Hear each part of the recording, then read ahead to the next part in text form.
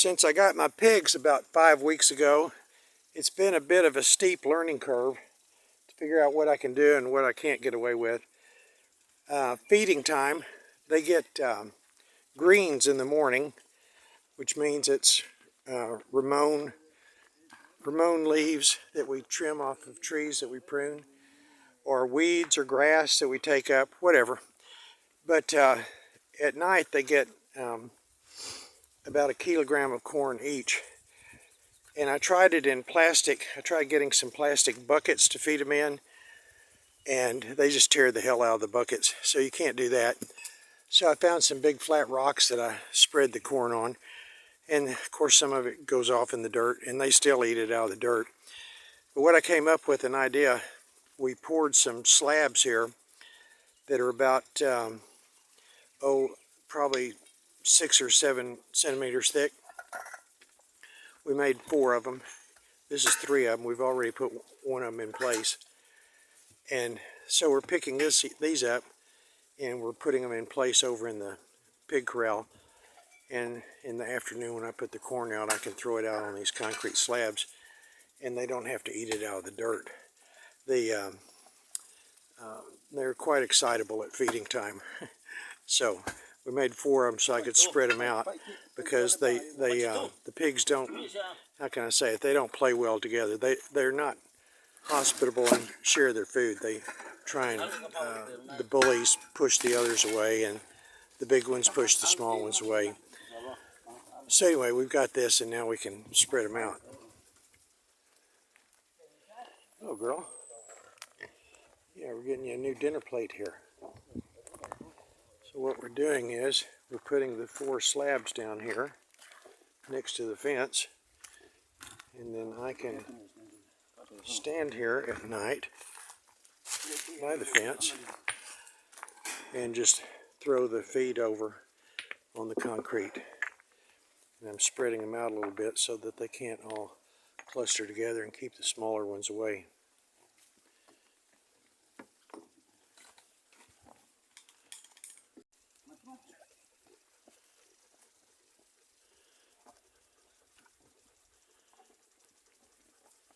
By the way, these are have steel reinforcement in them to make them a little bit stronger. A couple of these pigs weigh over 100 kilograms, so I didn't want them to step on them and break them in half. They may still break them, I don't know, but they're pretty strong now.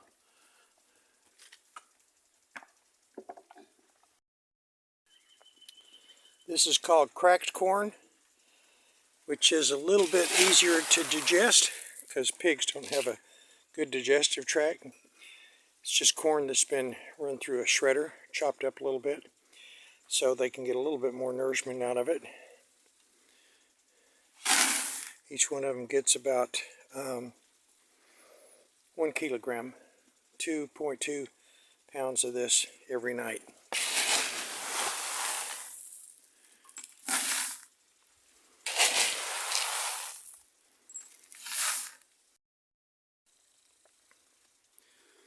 This is what about 6 kilograms of corn looks like, cracked corn. The babies don't really eat this yet, they just nibble at it. So now we're going to take this out, give you a chance to see their little feeding frenzy. Suri, suri, suri! Suri, suri, suri! No matter what the sound is, we give them a little sound every night that they learn to identify with feeding time, and they get pretty excited. Suey, suey, suey! Come on, girls. Come on, girls.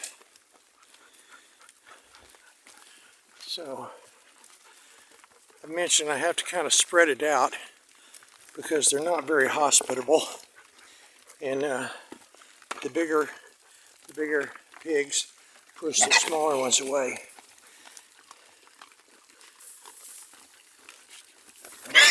Stop it. Logan gets a little excitable, and they don't like him especially. So there we are. That gets them started.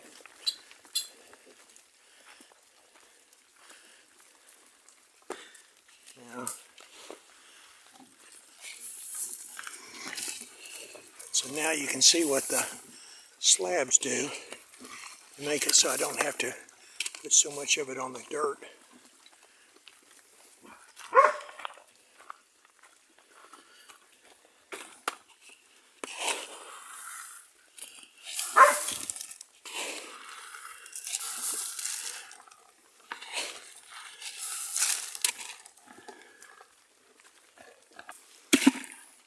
So there we are. So you can see the slabs, kind of get them spread out. They're funny, or stupid one, I don't know. It's all the same corn, but they eat a little bit off one slab, then run over to another one, eat there, run over to another one. I don't know, maybe it's that old saying about grass is greener on the other side. There's all this corn here. Here come two.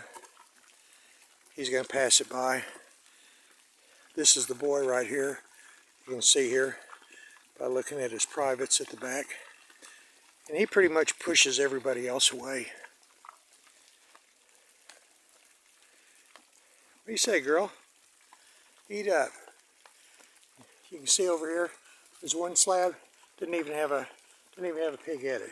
So here these two are trying to share.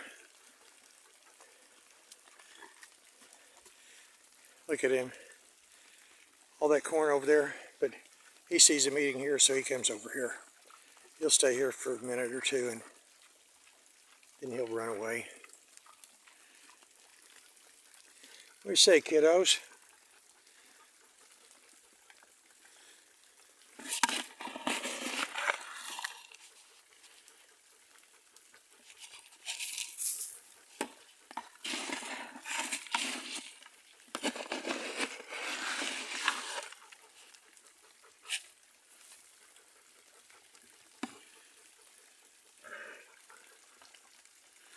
See, there's actually less corn here than there is on the slabs, but since I'm here, they don't want to miss anything. Go on, get on back over there. Let these babies eat. That's the runt right there. I don't know.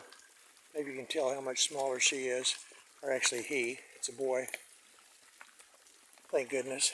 2 boys and 2 girls. The boys are going to have their testicles cut off here this week. And then we can start fattening them up.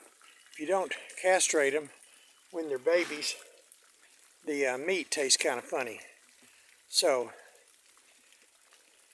I got 1 boy. That's enough to take care of my 5 girls. So I don't need any more boars. So we're going to make a couple of these little piglets start squealing with a little higher pitched voice here in a week.